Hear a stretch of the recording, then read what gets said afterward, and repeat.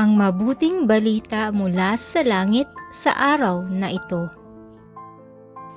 Dakilang kapistahan ng kalinis-linisang paglilihi sa mahal na Berheng Maria. Aleluya, aleluya!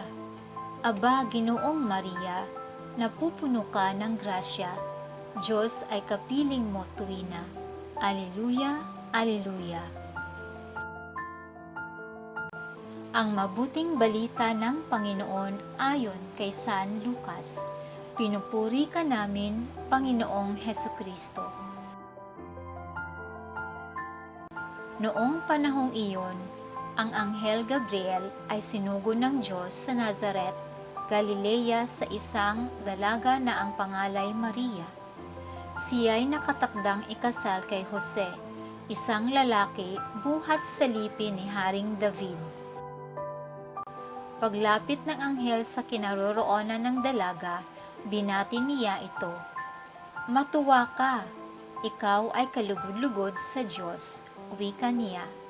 Sumasa iyo ang Panginoon.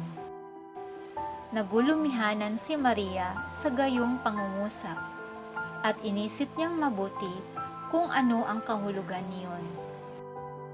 Kaya't sinabi sa kanya ng anghel, "Huwag kang matakot, Maria, sapagkat kinalulugdan ka ng Diyos. Makinig ka, ikaw ay maglilihi at manganganak ng isang lalaki, at siya'y tatawagin mong Jesus. Magiging dakila siya at tatawaging anak ng kataas-taasan. Ibibigay sa kanya ng Panginoong Diyos ang trono ng kanyang amang si David. Maghahari siya sa angkan ni Jacob magpakailanman, at ang kanyang paghahari ay walang hanggan." Paanong mangyayari ito, gayong ako'y dalaga? Tanong ni Maria. Sumagot ang anghel, "Bababa sa iyo ang Espiritu Santo at lililiman ka ng kapangyarihan ng kataas-taasan. Kaya't banal ang ipanganganak mo at tatawaging anak ng Diyos. Natatandaan mo ang iyong kamag-anak na si Elizabeth? Alam ng lahat na siya ay baog, ngunit naglihi siya sa kabila ng kanyang katandaan.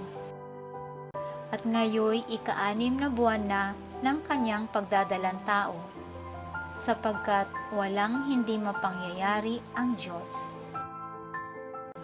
Sumagot si Maria, "Ako'y alipin ng Panginoon, mangyari sa akin ang iyong sinabi." At nilisan siya ng anghel. Ito ang mabuting balita ng ating kaligtasan. Papuri sa Diyos.